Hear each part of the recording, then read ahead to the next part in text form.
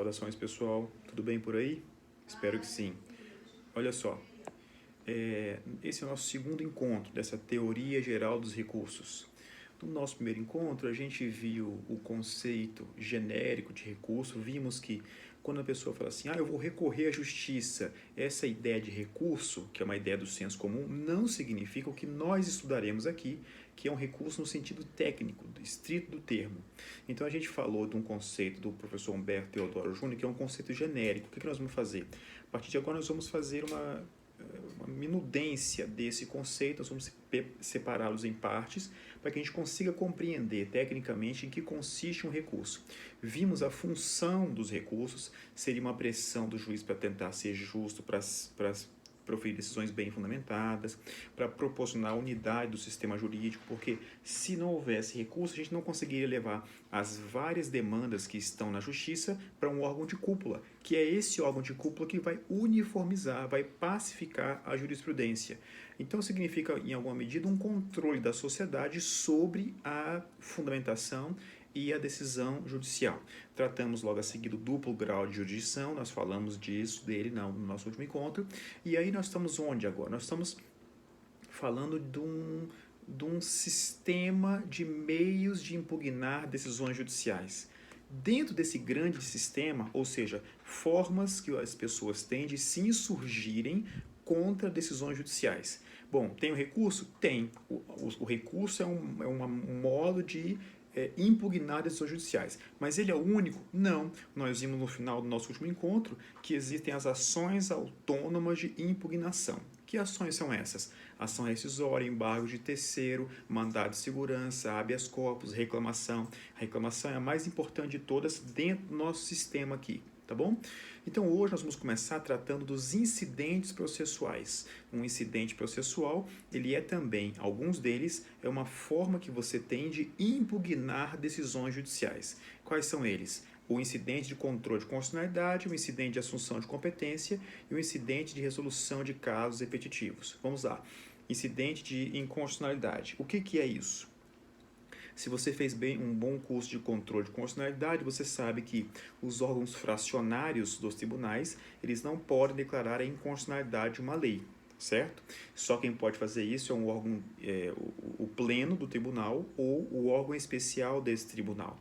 Então, quando existe um tema de inconstitucionalidade debatido no processo, você pode impugnar essa decisão e essa decisão vai ser decidida pelo órgão, pelo pleno do tribunal ou pelo órgão especial desse tribunal. Então, um incidente de constitucionalidade é um meio de você impugnar uma decisão judicial.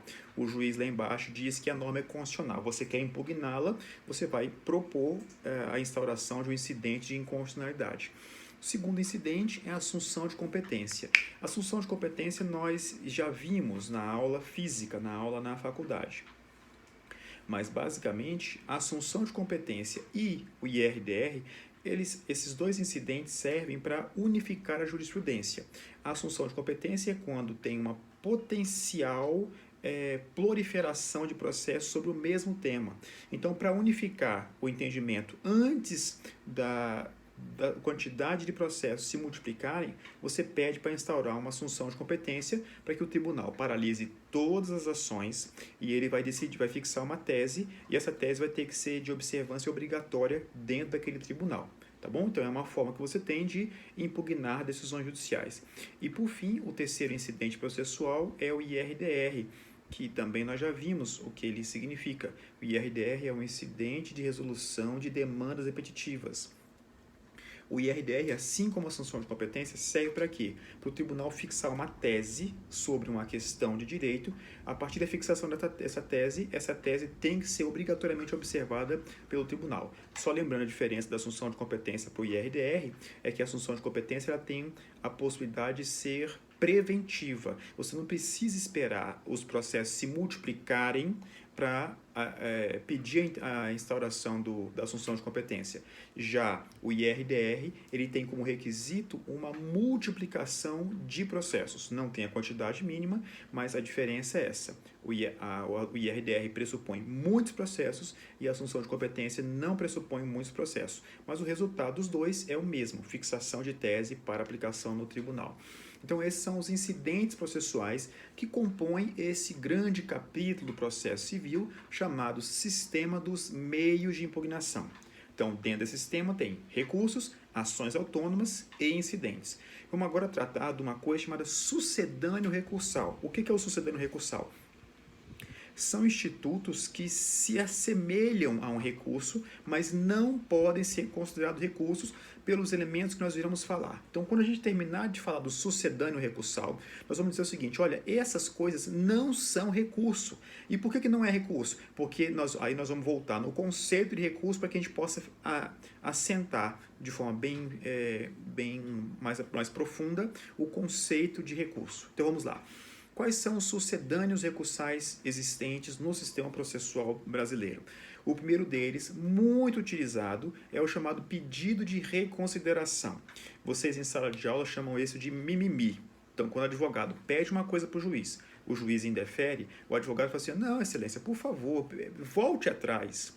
Então, ele vai pedir para o juiz voltar atrás. O nome técnico dessa petição que se apresenta no processo é pedido de reconsideração. Uma coisa que você tem que ter muita atenção em relação ao pedido de reconsideração é o seguinte.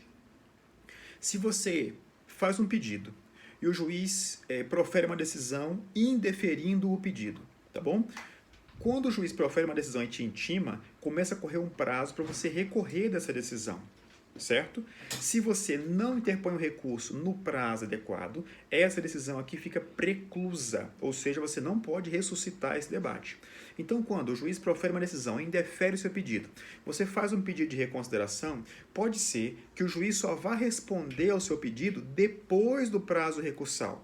O que vai acontecer? A decisão está preclusa, porque quando o juiz responde ao pedido de reconsideração, ele não reabre o prazo recursal. Então, muita atenção quando você for advogar, depois que você se formar, ao pedido de reconsideração. Pode ser usado? Pode ser usado.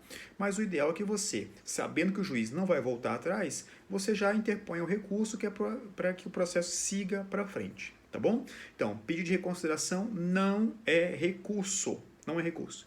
Segundo o sucedâneo recursal, suspensão de segurança. O que é a suspensão de segurança? Na lei do mandado de segurança, tem um artigo, o artigo 15 da lei 12.016 de 2009. Esse artigo diz o seguinte, sempre que uma decisão judicial causar um grave dano para a fazenda pública, para o erário público, pode o presidente do tribunal suspender essa determinação judicial. Uma decisão judicial manda penhorar ou sequestrar uma verba pública muito grande. Aí o que faz a Fazenda Pública? A Fazenda pede a suspensão da segurança. Ela peticiona lá na presidência do tribunal, pedindo para o presidente do tribunal suspender a eficácia da decisão de primeira instância ou de segunda instância, pode ser também, tá bom? Então, suspensão de segurança também não é recurso, é considerado como um sucedâneo recursal. Terceiro elemento, e aí, gente, aqui tem uma coisa que é muito importante, que eu quero que vocês leiam esse artigo, que é o artigo 496 do Código de Processo Civil. Então, note que nós vamos voltar lá para trás. O recurso está mais no final do processo civil, né, do CPC, e nós vamos olhar aqui para trás agora para ler o 496. Eu não vou ler aqui, vocês vão ler sozinhos, mas eu quero muito que vocês leiam, e como uma sugestão, uma recomendação, pode ser que tenha uma questão na sua prova que trate desse artigo. Então, é a melhor recomendação do mundo para que você leia. É um estímulo muito grande, não é isso? Então, o que você vai ler aqui no 496? Você vai ler o seguinte: sempre que a fazenda pública for condenada, sempre que a fazenda pública for sucumbente, essa palavra é muito técnica, é importante para o processo civil, sempre que a fazenda pública perder no processo, a fazenda pública ela tem uma dupla chance. Qual é essa dupla chance? O juiz profere uma sentença contra a fazenda pública. A fazenda pública pode recorrer? Pode, porque todo mundo que tem contra si uma sentença proferida, prejudicando você, né, você pode recorrer. Então a Fazenda Pública pode recorrer também. Mas qual é a diferença entre a Fazenda Pública e nós, pessoas físicas? Se a Fazenda Pública não recorre, ainda assim, essa sentença ela tem que subir para o tribunal confirmar a sentença, porque se não fizer isso, se não fizerem isso, a sentença não vai ser eficaz. Tá bom? Então vamos lá. Eu vou ler só o caput aqui do 496 com vocês. Ó, está sujeita ao duplo grau de jurisdição, não produzindo efeito, senão depois de confirmada pelo tribunal a sentença proferida contra a Fazenda Pública. Você vai ler os dois incisos lá. Então, presta atenção. Tem uma palavrinha aqui que é a palavrinha que nós vimos no último encontro, que é a ideia do duplo grau de jurisdição. Não é isso? O que está aqui dizendo aqui é o seguinte, gente. Você está vindo pela rua e você cai com o seu carro ou sua bicicleta no buraco, você tem um prejuízo. Quem é o responsável por cuidar da estrada, do asfalto da cidade? A Fazenda Pública, o Estado ou o município. O que você vai fazer? Você vai ajuizar uma ação contra o Estado membro, né? Ou contra o município, pedindo para que você tenha o seu dano ressarcido pelo Estado membro, pelo DF ou pelo município. Se você ganha esse processo em primeira instância, mesmo que a Fazenda não recorra, esse processo tem que subir para o tribunal. Por que tem que subir para o tribunal? Porque se ele não subir para o tribunal, ele não terá efeito. Vai ser o duplo grau de jurisdição obrigatório aqui é uma condição de eficácia da sentença proferida contra a Fazenda Pública. Se a sentença não sobe, se depois de anos você pede para executar, para cumprir essa sentença, e alguém folheia o processo e vê que não teve duplo grau de jurisdição obrigatório, o que vai acontecer? O processo tem que voltar do zero, desde a sentença, para subir para o tribunal. Se o tribunal confirmar a sentença, aí sim começa o cumprimento de sentença. Quais são os caminhos possíveis depois que o processo sobe para o tribunal? Ou o tribunal mantém a sentença, ou o tribunal reforma a sentença. Mesmo sem a Fazenda pedir, mesmo sem a Fazenda pedir. Tá claro isso? Então, esse é o duplo grau obrigatório, ou também conhecido como remessa necessária, ou remessa obrigatória, tá? Reexame necessário. Todos são os nomes que servem para a mesma coisa. Então, resumindo, o reexame necessário, ele não é recurso, porque falta para ele uma coisa que o recurso tem que ter, que é a ideia de voluntariedade. Se eu tenho contra mim uma sentença proferida e eu não quiser recorrer, não recorro, a sentença transita de julgado. Agora, se eu quiser recorrer, eu tenho vontade de recorrer.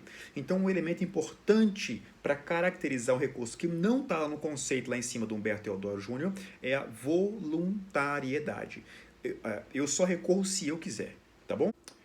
Bem, uma coisa então que vai diferenciar e vai tirar a remessa necessária da caixinha recursos, mas vai colocar a remessa necessária nesses meios genéricos de impugnação judicial, é a ideia de vontade. Mesmo se a Fazenda não quiser recorrer, ainda assim o processo tem que ir para o tribunal verificar se está tudo certo com a sentença lá de baixo. E, de novo, o tribunal pode reformar a sentença, pode modificar a sentença. Professor, mesmo sem ninguém pedir? Sim, mesmo sem ninguém pedir. Mas pode ser que o tribunal confirme a sentença. Você não, o juiz trabalhou bem, está tudo certo, então vai ser isso mesmo, tá bom? Remessa necessária. Vamos lá, uma coisa que você tem sempre que ter em mente é que no direito sempre vai haver exceção, sempre. Então vamos lá, a remessa necessária é um instituto jurídico criado para proteger a Fazenda Pública. Sempre que a Fazenda Pública for condenada, a sentença só vai ser eficaz se ela for mantida pelo tribunal. Sempre? Não, né? Porque no direito não vai ter essa palavra sempre. E aí as exceções você vai ler nos parágrafos 3º e parágrafo 4º. Tem que ler esses parágrafos. Eu vou dar um estímulo novamente. Esse artigo, que é um artigo só, olha que beleza, pode estar na sua provinha. Então vamos lá. O parágrafo 3º diz assim, não se aplica o disposto nesse artigo, ou seja, não é necessário que o juiz mande a sentença dele para o tribunal, não vai ser necessária a remessa necessária, quando a condenação for de até 1.000 salários mínimos para a União, 500 salários mínimos para o Estado e DF e 100 salários mínimos para os municípios. Você vai ler todo o dispositivo aqui, tá bom? Então, se a condenação for até esses tetos, não precisa que o juiz mande o processo para o tribunal para fazer o reexame necessário. Se a fazenda não recorrer, a sentença transita julgado na primeira instância. E o parágrafo 4º, que tem a ver com o chamado microsistema de resolução de demandas repetitivas. Leia com atenção o parágrafo 4º. Diz lá: também não se aplica o disposto nesse artigo quando a sentença estiver fundada em súmula de tribunal superior. Então, presta atenção. O juiz condenando a fazenda pública a pagar uma quantia certa lá, uma quantia qualquer. A sentença tem que subir para o tribunal para ter eficácia? Sim. Regra geral? Sim. Quando é que não vai precisar subir? Se a condenação for inferior aos tetos do parágrafo 3º. 1.000 salários mínimos para a União, 500 Estado, DF e 100 salários mínimos município. Se a sentença não for maior do que isso, não precisa. Se a fazenda não recorrer, transita em julgado no primeiro grau. Vai ter problema depois na execução? Não, não vai ter problema nenhum. Agora, se a sentença for maior do que isso, a fazenda não recorrer, o cartório não notar isso aqui e certificar, transitar de julgado, quando você for cumprir a obrigação e alguém notar que não subiu, então a sentença não é eficaz. Tá? Ela é válida, ela não só pode gerar efeitos jurídicos válidos. Então, parágrafo 3º. E o parágrafo 4º diz assim, olha, se a sentença estiver fundada em súmula, enunciado de súmula de tribunal superior, também não precisa. Então, a sentença é de 10 milhões de reais é muito maior do que os tetos do parágrafo 3º. Mas a sentença é baseada numa súmula. Precisa subir? Não, não precisa subir. Por que não, gente? Porque o código foi pensado de forma sistematizada. Se você diz que a jurisprudência tem que ser respeitada obrigatoriamente, e você diz assim, olha, a sentença respeitou a jurisprudência, mas mesmo assim tem que fazer remessa necessária. Olha, seria uma coisa incongruente. Então, mesmo na remessa necessária, vige o microsistema de resolução de demandas repetitivas. Se a sentença estiver de acordo com esse microsistema, não precisa remeter para o tribunal, tá bom? Inciso 2º, acórdão proferido pelo Supremo ou pelo STJ em julgamento de casos repetitivos. 3º, entendimento firmado em IRDR ou assunção de competência. Olha aqui os dois incidentes. E o 4º é entendimento coincidente com orientação vinculante, firmado no âmbito administrativo do próprio ente público, consolidado em manifestação, parecer ou súmula administrativa. O que nós estamos vendo é um fenômeno interessante, porque o próprio Código de Processo Civil diz assim, olha, dentro do judiciário, as sentenças têm que ser unificadas e respeitadas. E o código, em mais de uma vez, diz o seguinte, se o órgão administrativo fixar um enunciado lá, um verbete qualquer de súmula, dizendo assim, olha, contra essas sentenças não precisa recorrer o procurador da Fazenda, então o Código de Disciplina também, inclusive, a área administrativa que tem reflexo dentro do tribunal. Então vamos lá. A remessa necessária é um instituto criado para proteger as sentenças proteger a fazenda pública nas sentenças que condenam a fazenda pública por uma quantia. Qual quantia? Toda a quantia? Não. Lembre dos tetos.